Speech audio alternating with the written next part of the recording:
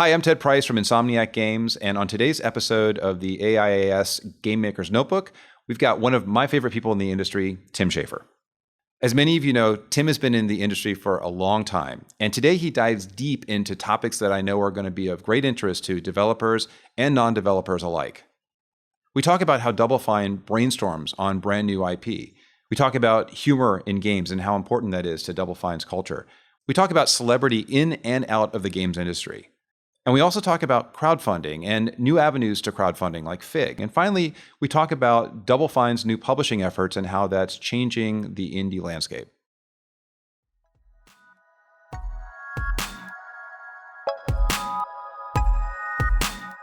Welcome to the Game Maker's Notebook, a podcast featuring a series of in-depth one-on-one conversations between game makers providing a thoughtful, intimate perspective on the business and craft of interactive entertainment. The Game Maker's Notebook is presented by the Academy of Interactive Arts and Sciences, a member-driven organization dedicated to the recognition and advancement of interactive entertainment.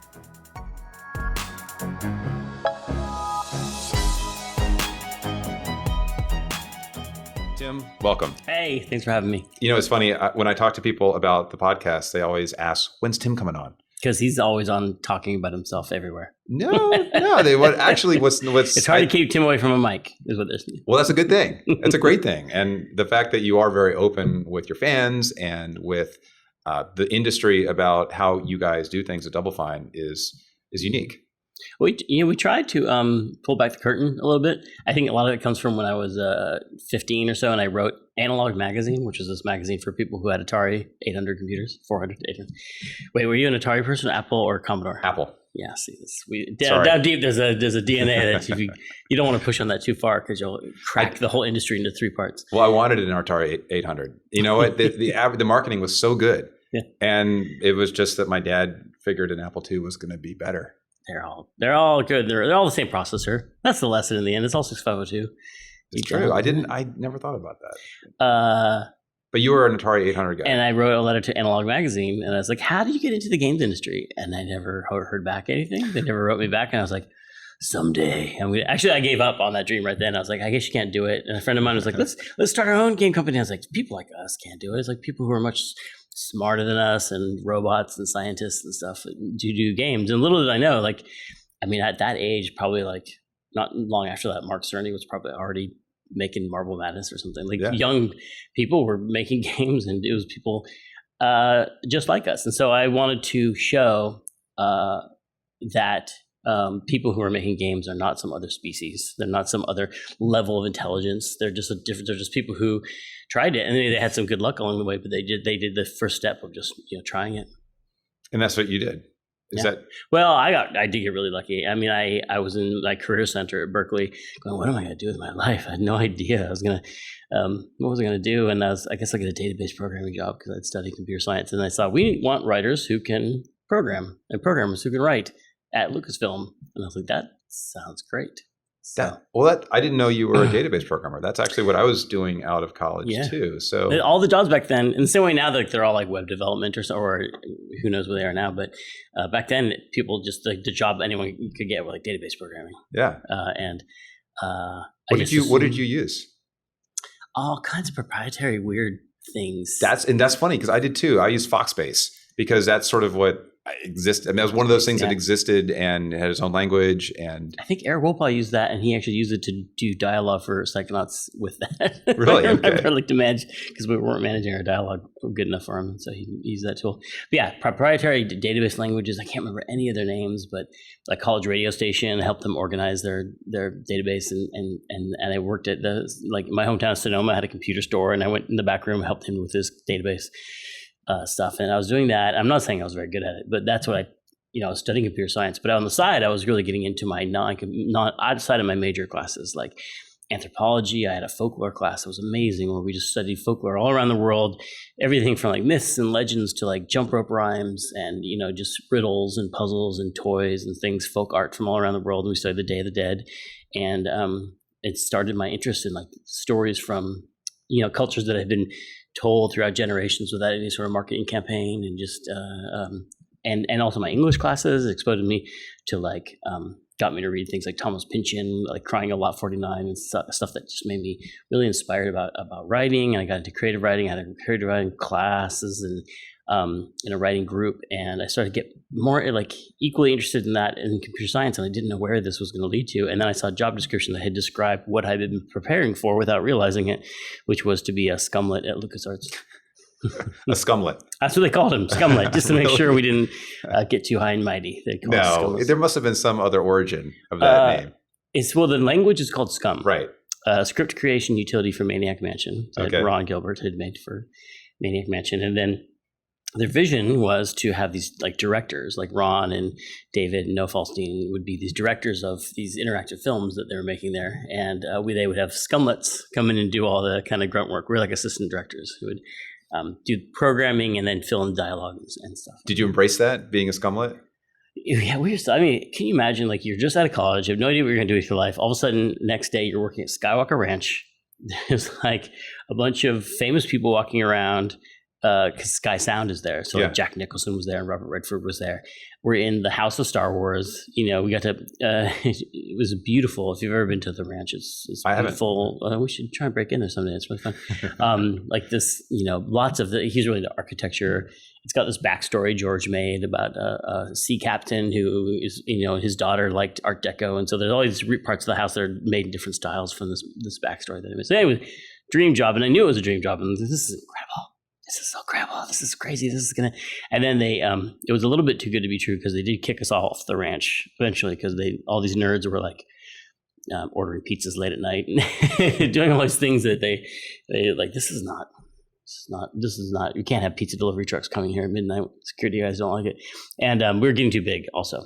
Really? So was there also an age difference? Were you the young, just out of college group versus the old crusty, had been in the movie industry forever? Yeah, I mean, it was kind of an in-between time. It was right after Last Crusade and Willow, and then kind of a downtime where there wasn't a lot of George run properties being released before episode 1. So we're in that kind of valley of the things in it. So there was mostly like lawyers and accountants and stuff. That's how we described them. Suits over there in that other building. And then Skywalker Sound was doing sound for and editing and stuff. And we were younger and we were all excited and we're making Monkey Island. We're like Secret of Monkey Island, the first one, surrounded by this. Our composer Michael Land said it's a little intimidating to try and make a small work of art where you're surrounded by this giant work of art that someone else has made. And so when we left the ranch, we went to it was called the Kerner Complex, which is where Industrial Light and Magic actually was in the canal district of San Rafael.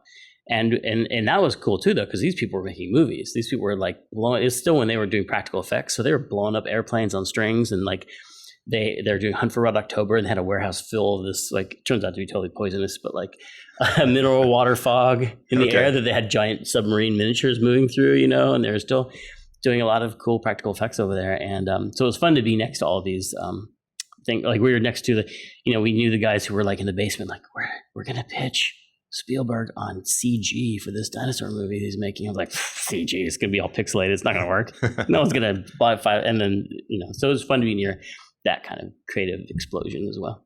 So was there a lot of or any interaction between sort of the movie side and the game side? Only like socially, like we'd get to go to their screenings, we'd talk to them, but there was always, we're like, well, can't we share models? Like you guys, the first, like the early like TIE fighter models that were made, I think were made in the games division and probably were like ILM had their own, and we were trying to exchange that kind of stuff, but it was always difficult because that stuff was locked down a lot. So I think that got to be more and more done after I left later. Maybe I was the problem, but well, I mean, initially was there the hope that some of the properties you were building would eventually make it into movies? Yeah, I don't know how much I can say about that, but there was an effort to do that. Okay. There's work done on it. Okay. And there's always, other people will tell the stories of there was some work on a Monkey Island. There were storyboards and stuff that were made that eventually made it into the movie that eventually got made. That was Pirates of the Caribbean. And there's different people have versions of that story. And if you watch the movies, you can kind of, that's funny that he's sailing that coffin around. That's weird that voodoo hut looks just like our voodoo hut. That's funny. So it worked out in the end. That, it's fascinating that you relate that, because Insomniac experience was very similar. When after the first year, we moved up to Los Angeles and we were on the lot at Universal Studios, and we were in a bungalow surrounded by all these movie folks. And so we would eat at the cafeteria every day and see people like Steve Martin walking around, or people taking golf carts through the studios. And we were working right next to Naughty Dog as well, because they also were in the same bungalow we were. But we didn't have any air conditioning. We had the sort of the really low rent spots where everybody else had the nice places. So that's a funny similar story. And the interesting thing is too, the Universal, who was our first publisher, used to say, yeah, we're gonna take your properties and we're gonna turn them into TV shows and movies. And obviously that never happened. But eventually, Ratchet and Clank movie. That is true. You're right. You're right. I'm sorry. That is correct. Yeah. Wow. Anyway, it's that whole movie games intersection way back then for you was is pretty unique. Yeah, and I think nowadays there's probably a lot more. There's things going on like OKKO, which I think Cappy is doing with Cartoon Network, where they're actually kind of co-making that IP together. So I think it's just like there was a generation that needed to go through of where you have people now on both sides who understand each other. Right. And in the old days, it was kind of like games. We're not going to make a movie about Pac-Man. Well, right. And I think that probably reflects society's view of games too. It's just there's this acceptance that has sort of grown over the years. But I remember when we were both starting, it was difficult to tell people that you made games for a living. When I went out to parties with friends and they would ask what I did, it was usually I'd get those weird looks when I said, and they'd be like, oh, Pac-Man. They really wouldn't. That's the first thing anyone would bring up is like, I really liked Space Affairs Pac-Man. I haven't played much since then. There's some more since then. Yeah. So after LucasArts, what was the main inspiration for Double Fine? What was the thing that helped you just take a dive off of that? Take a dive financially. I just made Grim Fandango, and we had our own little kind of company within a company, and I felt like I really like the company overall. LucasArts is getting bigger, and I really like the small feeling of our small team, and I would like to just have that be the whole company, and not there are definitely advantages to being in a big company, but I was like, I feel like we've been there for 10 years. I've been there for 10 years. And I was like, I feel like it's time to start our own thing. And also we were really dumb. We didn't know, we didn't know what we were doing. And some friends of ours had left to start other game companies. I had that kind of feeling of like, oh, I thought it was different people than me who started companies. I thought it was smarter people. But these guys I don't know if I am smarter than them, but I'm somewhere in that neighborhood. And I'm watching them do it. It's like, oh, you just have to do certain steps. You call a lawyer, you do a couple of things, and then you have a company. It's not this like, it kind of pulled back a curtain for me about the world where you go through life a lot, hoping to do a good job at things so that nice things are provided to you. Like I'll do good in school and I'll get an A. I will do good at my job and I'll get a raise. And then all of a sudden when you start your own company, you're like, or I could just make things happen for myself. Like I can create this company, and all of a sudden people start acting like that's the thing. And now people are trying to do a good job, so I will give them a raise. And this is weird. This is a whole, and you realize just how many things there's more available to you in life than you realize. At least someone who had been lucky enough like me to be prepared for that kind of thing. And not know fully how far of a cliff I was jumping off of either. I was like pretty naive. Well, I think we all were. I mean, none of us knew what we didn't know, right? That was the blessing and the curse of getting started, especially back when there wasn't really much of an internet and nobody to call to ask questions of. Oh, those are golden days. Right. We can make mistakes in a vacuum and nobody would actually see them. I mean, I guess making a game is similar in that you, if you knew all the hardships you're going to go through by the end of it, if you knew them all at the beginning, you probably either wouldn't have started it or no one would have given you the money to do it. Because they're like these impossible creations that are miracles when they get made. And you deal with all these problems as they come up. But you always think it's going to be easier, and that's probably what makes them happen. Do you still feel like it's that when you're starting a new IP, when you're brainstorming on something, you decide, okay, we're going to make this game, that it's still that sort of fertile field where, hey, I'm not going to worry about the problems, we're just going to move ahead? Or do you find yourself as you get older thinking about all of the roadblocks that are going to show up? Well, I think it's always really important, anything creative, to be really good at compartmentalizing, and did you ever go to that, one of the early GDCs, the keynote speaker was actually like a motivational creative speaker, and I forget his name, He made the creative whack pack anyway. And he did this. At first I thought it was really silly because he was putting on these wacky hats.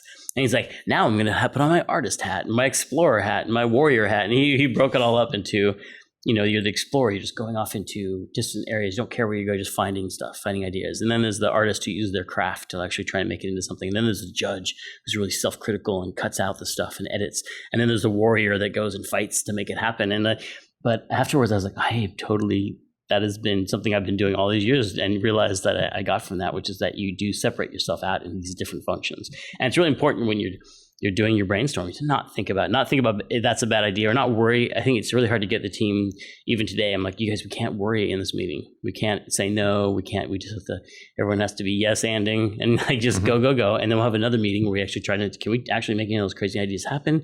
And then we'll have another meeting where we like talk about what's actually not good and cut it out, and then you have to fight to make them happen. How do you prepare everybody for those brainstorming sessions? Do you actually say, hey, go read this Pixar book where it's about yes and, or do you say this is what I expect, or do you just assume that everybody knows this is how brainstorming works at Double Fine? I mean, we do talk about it. I think there's a sign on one of our conference rooms that said no bad ideas in brainstorming. Okay, that's and great. We try to do like fun field trips to see movies and stuff and prepare and I created a Slack channel called Psychonautical where we talk about, for one thing, I was trying to get everyone to say Psychonautical instead of Psychonazi, which sounds bad, but also like just sharing like surreal images that seem like something you would see in Psychonauts, and just because it's got to be a place to just share that kind of stuff. Mm-hmm. And then you have to take the next step of like, okay, could we actually put that into the game? Does that have meaning in a game sense? And push that through. But we definitely I try and talk, and sometimes I think I don't do it enough, but like talk about how we in this meeting, we'll stop people from worrying. Like, because it's easy to be like, oh, if we do, we're gonna have to add a character, and I don't know if we can share that rig. And it's like, stop. Let's come up with all the ideas and see if we like them before we decide whether they're worth fighting for or worth paying the money for and all that stuff. How do you know when there are enough people who like the idea to move ahead with it? Is that a gut thing, or is it where do you actually have people chiming in saying, I like it, I don't like it? Yeah, I mean, it's different in every situation. Like if I'm trying to help another level team brainstorm for their level, we try to make everyone feel great about it, feel good about the level. And there's different things that like maybe I'm more of the, like if I'm writing or something where I just have to make myself happy and then I see if everyone likes it, and tough luck, it's my scene. But when it's in some situations you're just trying to get a level done. Some situations you're trying to build capacity in a team that has to go it alone. Sometimes you're just trying to not do it for them because you need them to be able to do it when you're not around. And so different meetings call for different tactics. Do you feel like you have such a diverse array of people at Double Fine that you have to take sort of a different approach for each of the teams? Yeah, we have very experienced level designers. We have more junior level designers. Okay. And I think it's good to have a mix. And a lot of senior people don't want you to do their job for them. They want ownership and they want autonomy. And some more junior people get really scared when they're given too much to run with. So once you've decided on it, well, actually, I want to take a couple steps back because you were talking about Psychonauts and how you guys come up with ideas. I think it's fantastic that you go to movies and suggest different sort of pop culture references for Psychonauts. But what about just the generation of brand new IP? I mean, you've done Amnesia Fortnite, which was, I think, a brilliant approach it's to a lot it. of fun. Yeah. And has that sort of become the way that you guys come up with new IP from here on out? And he has a lot of it. Some of them, like we have experienced people like Lee Petty who ran. He did Amnesia Fortnite where he came up with stacking, and he made the game Stacking, and then Headlander, and after that he has established himself enough as a project leader that we just ask him what he'd like to do next, and he does like a little mini game jam sometimes of his own. He gets a small team and does that, and he still can participate in Amnesia Fortnite if he wants. But a lot of our ideas. I feel like a lot of our, all of our new IP has been coming from Amnesia Fortnite pretty much. Yeah. And how do you, this is a question that comes up in Insomniac a lot, is how do you make sure that you have the time and to actually do that brainstorming when you've got and I know most developers probably have multiple games in production and there are a lot of demands on everybody's time. Mm-hmm. Do you have a specific rule that you use for how we allocate time for brainstorming, or is it just sort of by feel? Well, I think the important thing, I mean, it's expensive. It's you're funding that 2 weeks of whatever your burn rate is for your whole studio, which is a lot of money. And so, we knew it was like a survival thing for us in a way. Like, so it did save us when we thought we were going to do Brütal Legend 2, and we were working on it, and then it got kind of nixed. And we're like, well, we have 4 demos from our brains did 2 and Fortnights, and that those is how we saved the company. And so it is a survival thing for us. So for us, we know it's worth the money, and has other softer benefits of just inspiring the team. I mean, there's a real benefits, but they're harder to show the money, on. But they are super important, and so we actually just make it a hard and fast rule that the company stops completely, and everybody has to do it. A couple times people will let to slip because they're working on something that's shipping or something, but I mean, everyone's shipping. Because everyone's busy. No one has time for it, and that's the thing. We're like, you guys, MG Fortnite, it's not fair. It's not convenient. It's just, everyone has to stop the company, and we do this. This is what we're doing for 2 weeks. It's completely disruptive, and that's how we made it work for us. Yeah. So, did you have people who were very vocally against it? There's some people who are like, what are we doing this for? Like, we have to get Brütal Legend done. We were in the middle of Brütal Legend. And, taking 2 weeks out of your schedule and stuff. But most people were super excited. They're like, this is amazing. Like, we get to make a game in 2 weeks, and we get to do it with all the resources and assets we have at a big company. Like, not a big company, but like our Double Fine size company. It's, instead of making an indie game where you're all by yourself, and it's, you have like 12 other people who are really good at what they do. And so it's a really fun break. I think most people really like it. I think that's sort of a dream for most developers if you have the opportunity and the willpower to go ahead and do it. And sorry, one more question about this because it just fascinates me. The culture aspect. In terms of forming teams, like how did that work? Was it sort of like picking captains and they would pick their team, or did they just naturally coalesce? We did the first way. The first time I picked the captains, the team leaders, and then they requested people. And then we let everyone in the company request what project to be on, and then I put together a big chart, and we gave points for that. So what you finally ended up with was a team that was mostly who the team leader asked for, taking into consideration where people wanted to work, because some people favored different. And the vision in the beginning of it was, this is really a test of project leaders for me, and I wanted to have kind of replicate everything they would go through running a project, specifically at Double Fine. So. Part of it is making a project that would appeal to people and people would ask to work on it. I think that's one of the things that people don't talk about a lot. But like, if you want to do a game that's like it's going to be a dirge, or it sounds like if you did a game just for the money, like we're going to be it's all about loot boxes and it's all about a bunch of things that sound like a commercial money grab, right? Yeah. If you pitch that thing at Double Fine, even though it might make a ton of money, people would be like, that's not what we're here for. That's not what we're here to. We're not here to make that kind of game. We're here to make a game that creatively inspires us. So if you were to pitch that in your Fortnite, a lot of people would be like, I don't want to work on that. And that should be reflected in a way, because I think that's part of your choice when you're coming up with a game to make, is like part of your, like, what will be commercially successful? What inspires me creatively? What will make everyone gather around and want to help me make this thing? Because that's part of it. Because Brütal Legend was I was a little scared of making it because it was so different than Psychonauts, and but it had so many needing things for everyone to latch onto. Like, the programmers were like, I get to write squad mechanics, and I get to do pathfinding and all these crazy rendering techniques, and the designers were like, we got to think about all these. And the art was, it had a lot of opportunities for a lot of people to do a lot of crazy things, so I was like, in that case, it had accidentally come up with a thing that drew people to it. Like Tom Sawyer's fence, you got all those people to paint the fence for him. It's like, that's a trick. You have to just somehow get a fence that everyone wants to come help you paint. That's a bad metaphor. I love it. It actually reminds me of when I was 12, my parents decided for my 12th birthday, it would be really cool if all of my friends could come over and paint our big fence. Because we had a big fence that was always getting knocked down by cars. Yeah. Drunk drivers would run off the road and knock it down. I was so... Doesn't sound like a safe yard to play in. I was so embarrassed by it. And all my friends gave me a hard time for the next 10 years. So that's why I like that metaphor, because it reminds me of my childhood. Sorry. Oh, man, that is such a CEO thing to do. It would be great if you guys all... This is what I want for my birthday. I want you guys to paint that fence. Yeah. I hope my parents aren't listening to this. They'll kill me.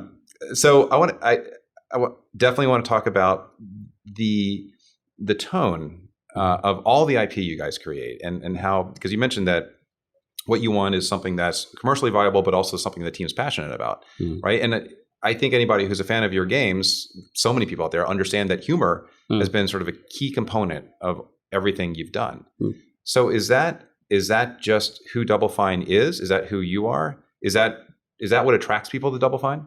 Well, I think it is about the people. Like, there are a lot of funny people at the company, and if I sit down to write something, I'll tend to gravitate towards humor, and it's what I like. And I think games, the actions you do in games are kind of ridiculous. I mean, Ratchet and Clank, they're funny situations because I don't know how you would handle a player jumping on an NPC's head if you can't deal with comedy, Right. And I think it's a big missed opportunity in games, because if you look at mainstream media, movies, like comedy is such a big part of entertainment in general, but not a big part of games. And it's more and more a part of games, but I think for a long time it's been people think, people want what games are today, or a game where they see like some sort of hyper-violent shooter in the 90s, and they'd be like, well, that's what they want, but people want a whole bunch of different things, and I think comedy they're being underserved.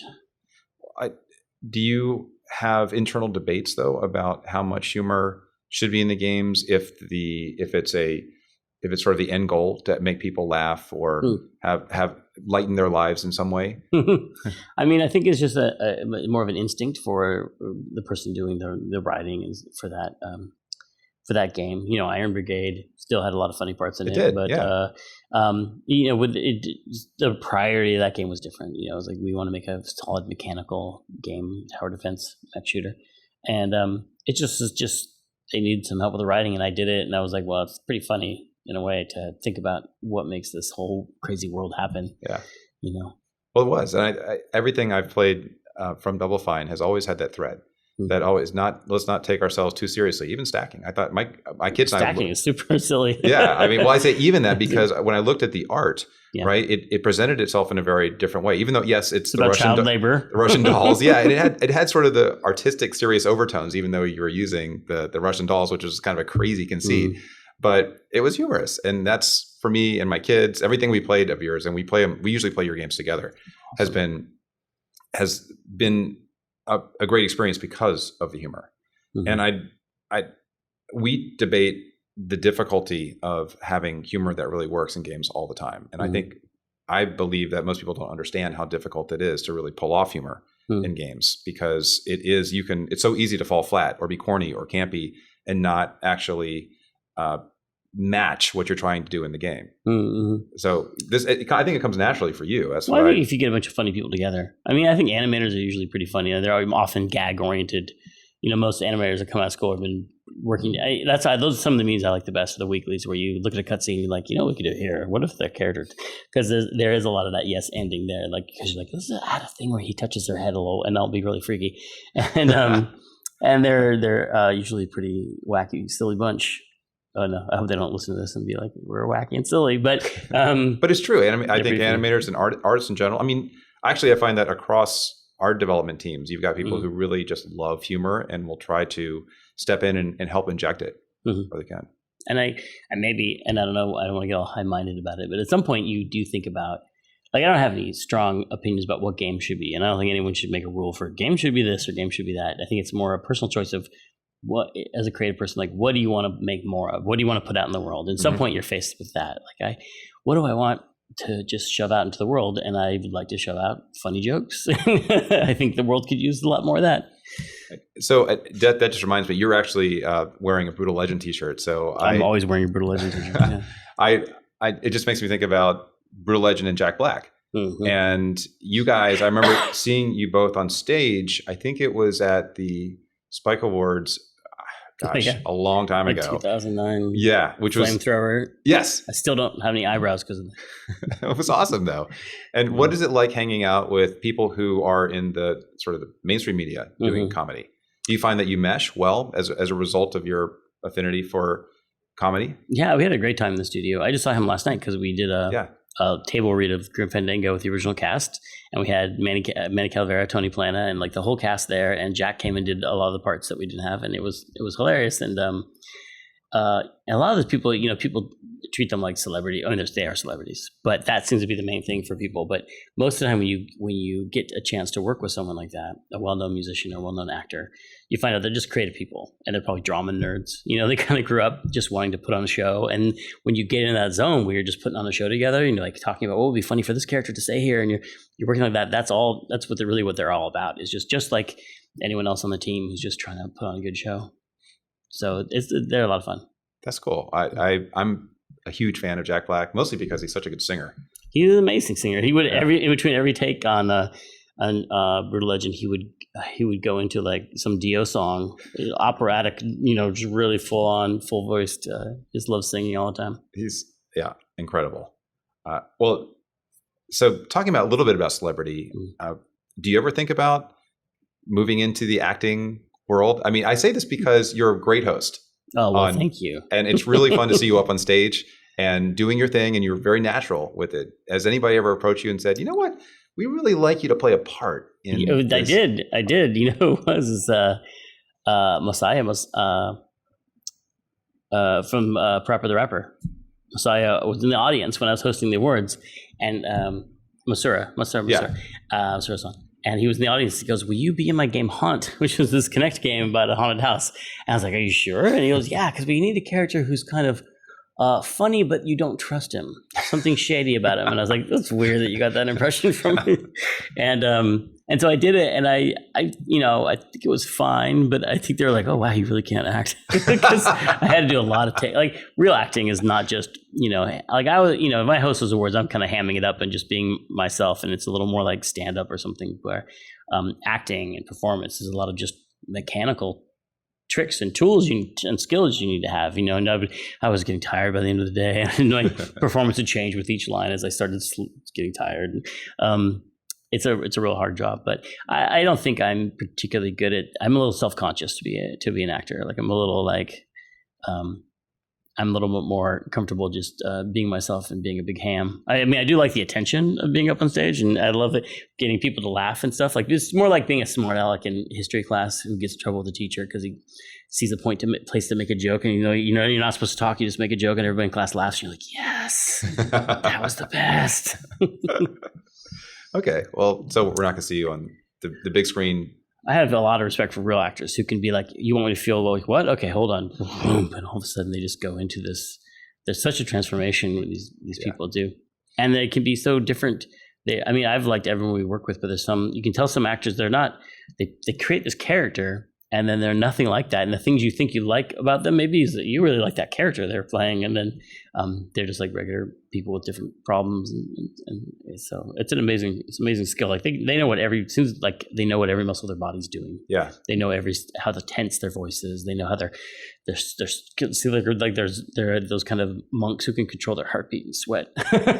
That's pretty. So are you directing all the actors in your games? Is that we have a voice director, Chris Brown, who's directed a lot of my games, and I go into the studio when we're creating a character and when we're starting out a game, and I'll talk with actors about how their performance, and I'll explain. I need to explain a lot of the jokes in my script because they're like, okay, this is how this is supposed to be funny, and I'll give the actress some help there, and then she does a lot of it without me. Do you help with the casting as well? Do you decide who you'd like in the game? We get like a big casting. We send out a casting package, and she goes through it all and pulls out maybe the top 5 for each one. Then we listen to them both together and we talk about it together.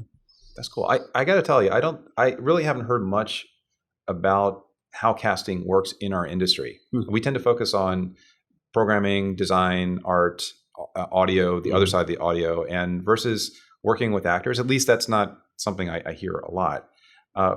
What do you think makes it different? What do you think makes a successful collaboration with an actor who is in a game?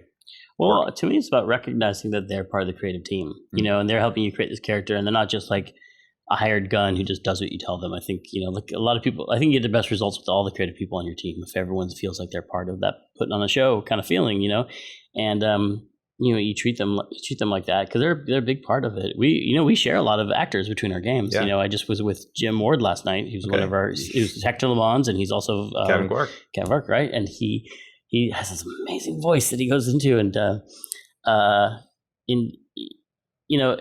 who and someone else. Clank. Dave. Kane? Yes, David Kane. Okay. Yeah. It's like yeah. And we've worked with him a lot of other times. And what was the question we were talking about? Yeah. I feel like you are, some places I think will treat those like they're the end of the line and they're just supposed to, the creative team is over here and they're just like someone who just reads a script to the mic. And I think it's better when they're involved with figuring out who that character is. Yeah, I agree, because we're not the ones who are speaking, right? So it's really difficult to say, hey, be more robotic or be more alien. I mean, I think you share a goal. You're like, okay, this scene is supposed to be really, are we playing this for laughs, or this is our heartfelt touching scene? And this is the goal, and then they figure out how to get there. And I think that's how we do it. That's great. Yeah. I think, frankly, it's nice to be located in California where we can actually work with actors. Yeah, we do. We come down here to do most of our recording. There's some local San Francisco talent, but we mostly come down here and work with the SAG-AFTRA people. Are you SAG-AFTRA? Myself personally? Yeah. I think I Taft-Hartley'd myself to do that part. Yeah, which I mean, for our listeners, that is where you get a temporary a one-shot gig. Ability to not violate union rules and be an actor in a game, which is interesting because we in this industry sign agreements with SAG-AFTRA to only have union actors in our game, or we go non-union, non-SAG-AFTRA, and there's been a lot of controversy over the last couple of years with SAG-AFTRA and how they've sort of railed against the industry at times and demanding royalties on the games, et cetera. So we won't go into that here. But no, I do think you have to be careful with your actors and their voices, though. Save all your screaming to the end of the day. There's a lot, like a lot of the rules recordings. They don't. Some places they had to set those rules up because people, if you just read a script in order, it's like, okay, you're going to get shot like 100 different ways right now, so let's do and that kind of stuff fries their voice. And it's amazing though what they can do. I mean, I'm always impressed with. I haven't been in the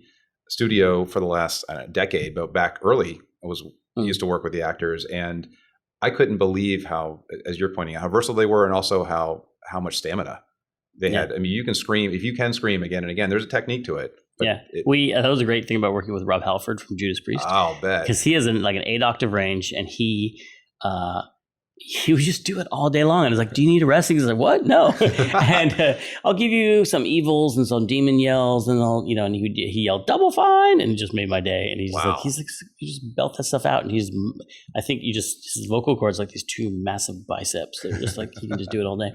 What were some of the other rockers that you got to work with that you remember? Well, the first one was Lemmy, the late, great Lemmy. And we were all scared because it was our first rock star. And we're like, some people had worked with him before at Vivendi, who's in the Scarface game, and they're like, "Look, just get him set up with an ashtray." And we're like, "They can't smoke in the studio." So get him an ashtray and Jack and Coke and Cheez-Its, and then turn the mic on, and he'll start talking when he's ready. And it happened just like that. He came in, he made himself a Jack and Coke. He offered me one. He sat there smoking. We talked about the script, and he tried to be really into that kind of genre of fantasy mixed with magic and science fiction, like Moorcock. He was like, "You're in it, Moorcock."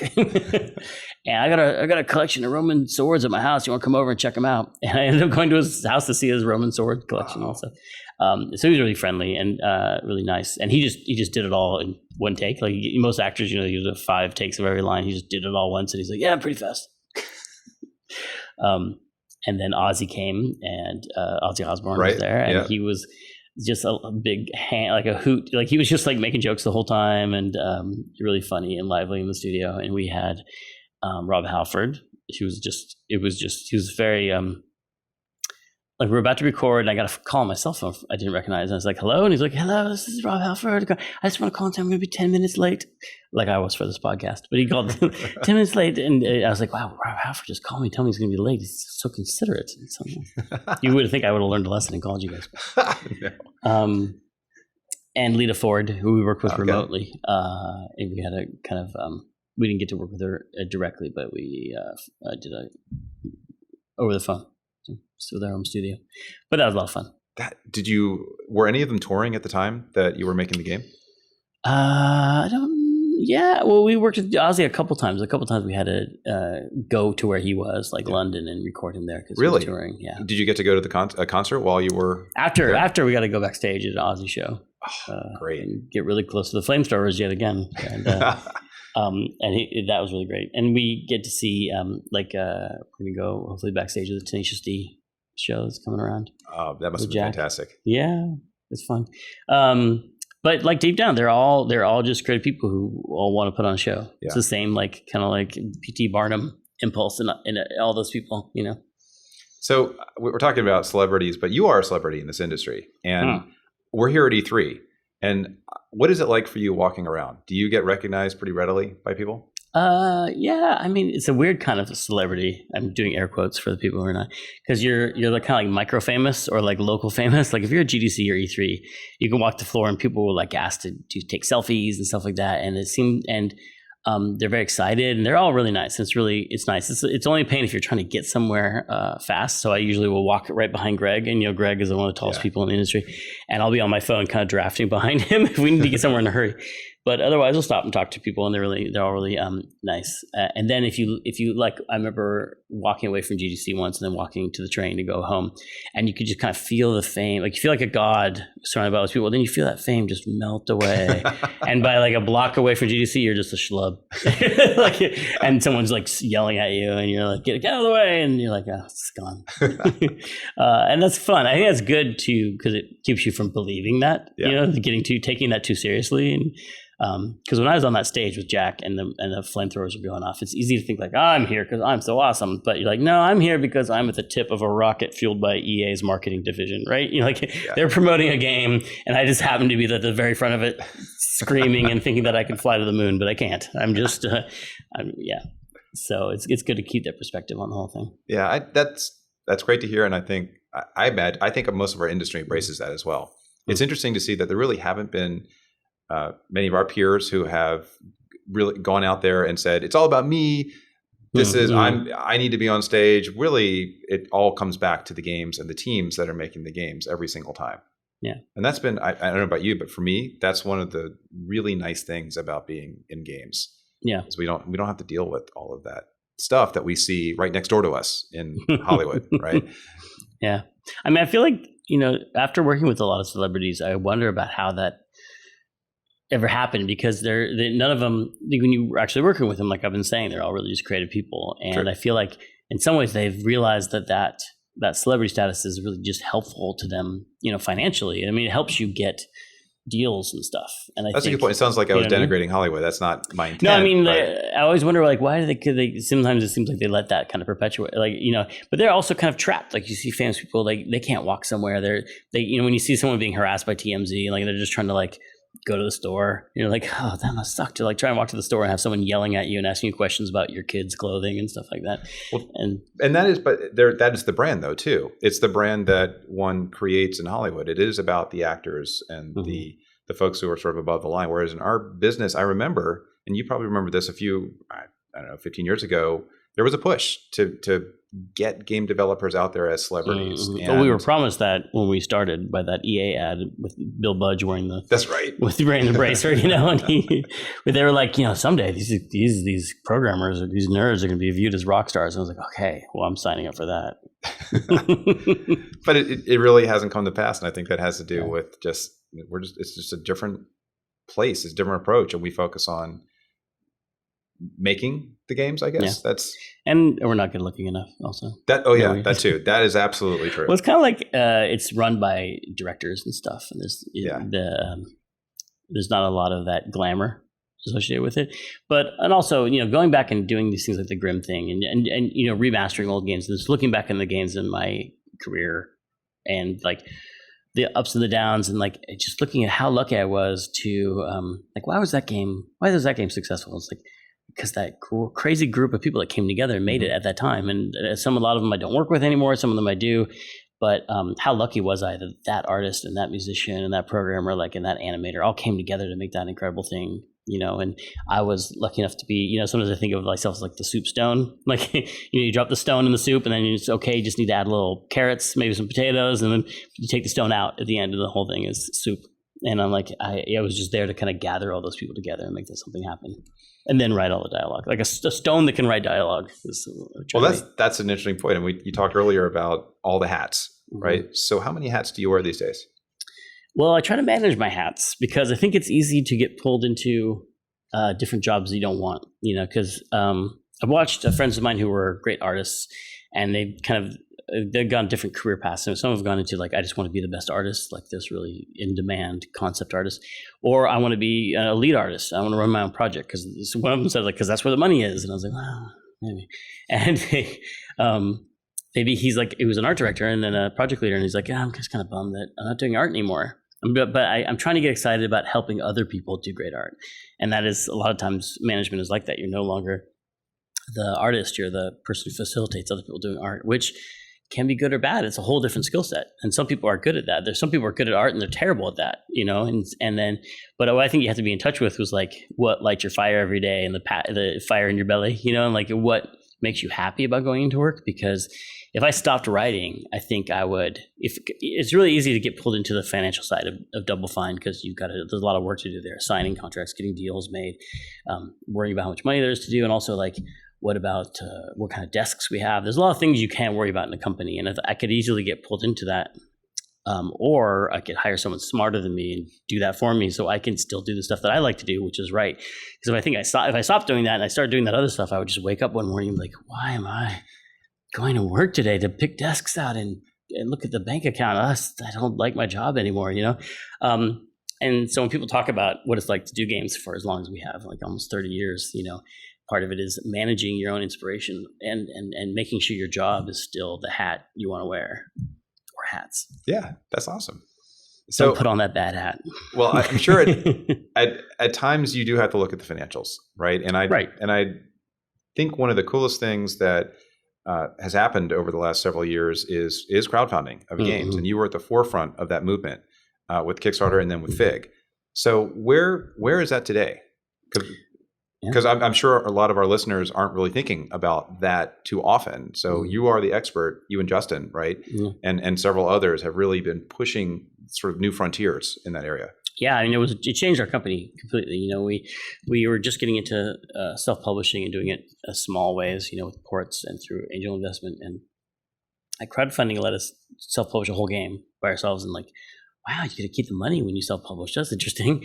And we since then has crowdfunded 2 more games, and it has been great. It creates a great relationship with your fans. They're very much more plugged in, and I think it's even novel. It was a big novelty when it first came out. It was like no one could believe this was actually happening. The Broken Age crowdfunding, when it was hit 1 million and then 2 million and 3 million, was like an event. It felt like this thing where people were like, what's happening to the world? This is crazy.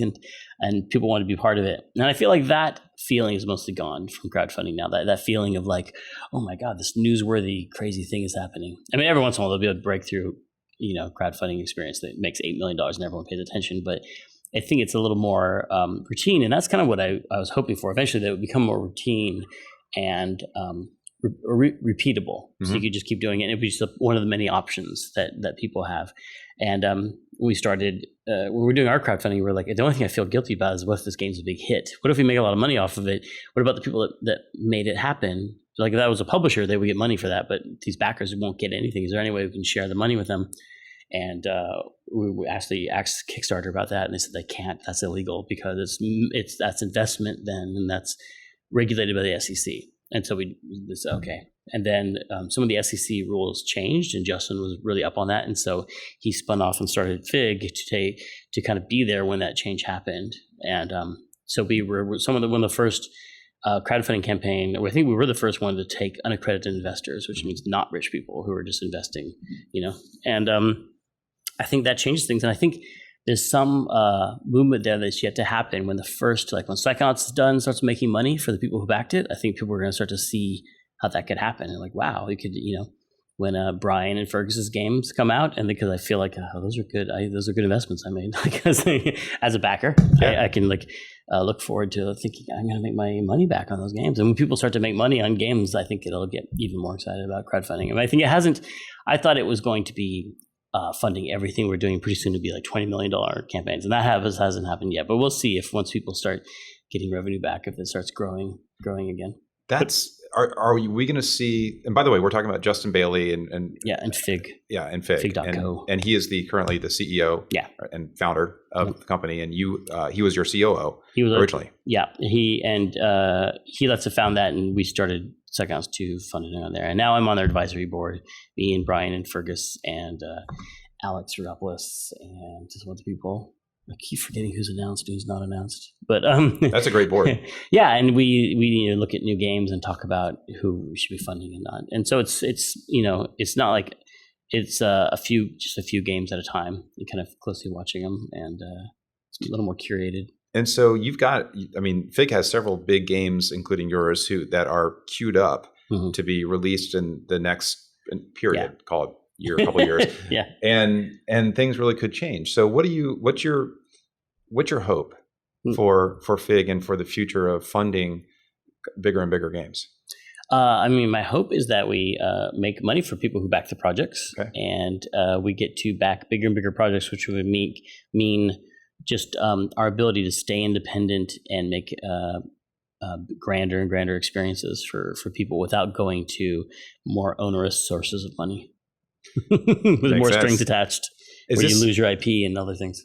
Do you think that there are also a lot of smaller games that are being funded through Fig right now? Do you think this is changing the lives of many independent developers? I mean, it's opened another door that, there's a lot of things in games. A lot of doors have become open to indies, nowadays, mostly for the better, but it's created a lot of games. There's definitely a lot of more games out there. But now that you can, download something like Unity or Unreal and make a game without that kind of impediment, of having to write an engine from scratch, and you can distribute it digitally. You can use crowdfunding and social media to do your marketing, and then you can,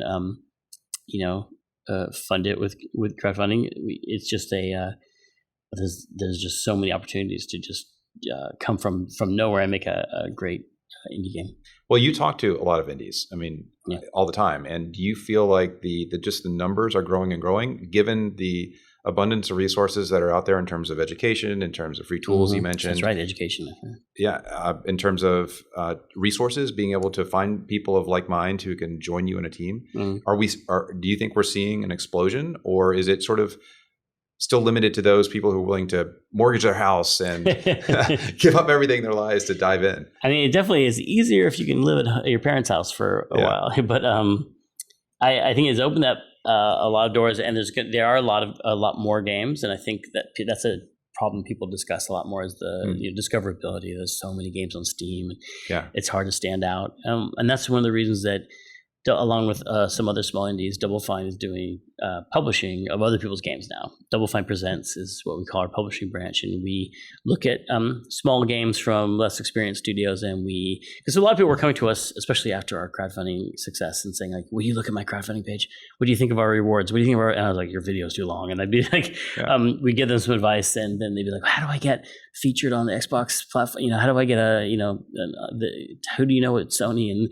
we started giving all this advice to people about what we'd learned, because we've been around for a long time, and we don't have like a huge pile of cash we're sitting on to just throw at developers and fund their games, but we do have a lot of experience with those kind of topics, and so we let's just make this an official thing, because these people are taking up a lot of our time. We might as well make it part of something we're doing officially. And so Greg Rice, our VP of Biz Dev, is doing a lot of the curation of that. He has a good eye for interesting indie games that kind of fit. They don't look like Double Fine games in one way, but they also do, just games that have a lot of personality and charm and heart to them. And they're also being made by people who it's a labor of love, and they just really care about what they're doing. But they don't know, how do you go through cert? What's a TCR and all these things. And we can help them with that. And we have a release producer that can help them, actually get their game onto the platform, and who to talk to at Apple, and all these little ththings that make a big difference your first time out. Yeah, no kidding. Yeah. Are there any that you can talk about that you're excited to see soon? Yeah, I mean, we have been working with Bone Loaf on Gang Beasts, which is a big smash hit in the fighting world. Yeah, I mean, it's a fighting game, and it still looks like, speaking of humor, it's you players make their own humor with that really crazy slapstick. It looks fantastic. I played it at E3. I think a couple of years ago, there was a demo in the Sony booth, and it was you just laughed. I mean, that was... It always draws a huge crowd, and we have a little wrestling ring set up for it, and we're, helping that team continue to release expansions for that. That's cool. We're here showing Knights and Bikes, which is Rex Crowell from Tearaway and A Little Big Planet. His 2-player co-op game about growing up in Cornwall. These 2 girls growing up in Cornwall, England. beautiful, everything hand painted by Rex himself in his own style. It just looks amazing. And just a 2-person team, him and Boo Yu. Okay, you might know from the old days of Insomniac. Yeah, it's just the two of them, and they're putting that out, and we're showing that here. He's Into the Pixel. He's got one of his prints out there, right outside the door here. Right on. And we're also talking a lot about Kids, which is almost more of an interactive art piece. Yeah, that looked amazing. It was a really sort of a poignant piece that you have up on your site right now. Yeah, and people should go check it out. Yeah, it's called Kids, and it is on our site, and it's great on the iPad. It just flows really well, and you're just there's no words or anything. It just kind of you just experience it, and it feels like it's about something, and that's a whole different type of thing. Yep. And then there's Ooblets. If you've seen Ooblets, which is another 2-person team out in New Hampshire, and it's a game that's adorable, like super cute, collecting creatures. It's a little bit like Pokemon, these little Ooblets, but you also farm them. So it's a little bit like Harvest Moon or something, and then you're simulating this town, like a little Animal Crossing type thing. So it's all those things put together in this like friendly little town where you're building and customizing your house and growing your own Ooblets, and then they get together and have these dance battles, and you can upgrade your Ooblets and buy them little hats and stuff. And it looks like it's really a place you want to kind of hang out in, and stay there. It's great that Double Fine's doing that. I think that's what this industry needs more of, because there are a lot of people who have great advice who can offer it. And the fact that you're doing more than that and helping create a platform for indies who might not be able to share their visions with the world. Yeah, and I think it's fun for us to do, and it helps us out. It's good. Helps us out as a business, because we get to release we're involved in shipping when we're doing things like Psychonauts 2 right now, and Lee's new project, Secret Project, and so it's gonna be a while before we're shipping those. And then we're like, we wouldn't come to this E3 normally, but like we have all these Double Fine Presents titles to show and share, so it just keeps us a little more, keeps us regular like prunes. That's our slogan for Double Fine Presents. Keeps you regular like prunes. I love it. So I got just a couple more questions for you. And I know there are a lot of people who want to know what it's like, to be you. And I think it's been awesome that you've explained your background and what it's like to be at Double Fine and your culture. What advice do you usually give people who ask you about getting into the games business and doing what you do? Well, I mean, it's changed a lot since the old days. Nowadays you can download an engine and watch a YouTube video, and all of a sudden you're making a game. And so I definitely advise people to just do that. Okay. There's a little bit of just like start making a game, because even though it's hard to give specific advice, because someone might want to get a job at a big publisher or go indie. But either way, making a game will help, and either help your resume or help you just get starting on a pro. Because if you're interviewing someone and they're like, I've made a bunch of games, I have 3 games on my website, like that person knows how to finish things, or is good at designing, or good at whatever skill they're pushing.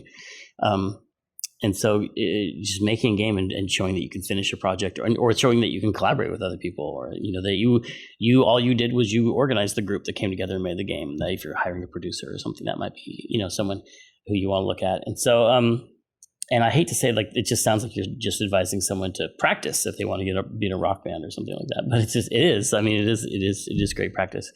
For just starting out indies, I always try to manage their expectations, because I think a lot of them have been working on their first game for like 10 years or something. It's been this hobby and this pet project. To them, it's their one big thing, and they kind of expect it to make a huge splash when they release it. But nowadays, it's really hard to make a splash. It's a lot more about the long haul. You release your game and you try and get as much attention as you can, and that's what we help with our titles. Try and like tweet about them and get a lot of exposure to them. But then, like, a lot of people make more money on their first Steam sale than they do on their launch day. And like, you're going to be, Double Fine now has a back catalog of games that generate revenue for us, and some of them make more money this year than they did the year they launched. And it's like a long, like you have several revenue streams coming in from back catalog games, right? And like, just if you make an indie game, you can't just like. I've been surprised lately. I've seen a lot of postmortems about indie games that have come out where it's a week after they shipped, and like, here's what went wrong, and it wasn't very successful, and all this stuff. And I'm like, how do you know it's not successful yet? You just shipped that thing. I mean, big AAA games are like opening movies that have their weekend is really important, right? But it's not the same with indie games. Like, it's not this opening weekend type thing. It's like they go for a long time before they find their audience sometimes. Yeah. I mean, look at Fortnite, kids. That was out for a long time until I don't know what their magic thing was. Who knows what it was, but they changed something, and all of a sudden. That's excellent advice. And so I'm going to ask a dumb question, but just in case people don't know, if people want to get in touch with you, how do they do that? You have 1.2 million followers on Twitter. I mean, I look at that number and I think to myself, I have 1.2% of that. It's all bots. It's awesome. But you answer people's questions, you retweet. I mean, people tweeting at me, I will respond to most people if I can think of something to say in 5 seconds. Like if I can think of something to say, if they ask a hard question, I will not answer because I don't have time. But if they ask, they're just friendly, they're nice. If they're rude at all, I block them. I've gotten, I've changed a lot with social media and stuff. I used to think you had to engage with everybody, but as soon as someone is like just rude and mean, I'm like, you don't get to talk to me anymore. Because I would have killed when I was a kid to have that, like a letter I wrote to Analog, just to bring this all the way back to the beginning. Like I was trying, if I could have gotten in contact with, the people who made Space Invaders, that would have been amazing. I would have been like, I would have killed for that kind of access. And people have that access now, and they abuse it by just being jerks. Like you don't get it anymore. So that's how I've changed. But they can get you in terms of your Twitter address. I mean, if you're an indie game maker who wants to talk to us about publishing your game, you can mail indies at Double Fine. Indies, however indies is spelled. Indies at Double Fine. PR stuff, they mail PR at Double Fine. And that's for that kind of business inquiry stuff. But usually if people tweet at me, I'll tweet back. Excellent. Yeah. Well, Tim, thank you so much for being here. Thanks for having me. It's a great show. Cool. Awesome. We're shaking hands right now. You guys can you hear it?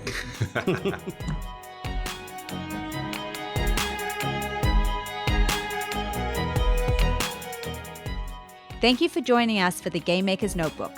For more information on the Academy of Interactive Arts and Sciences, our podcasts, and our other initiatives, please visit www.interactive.org.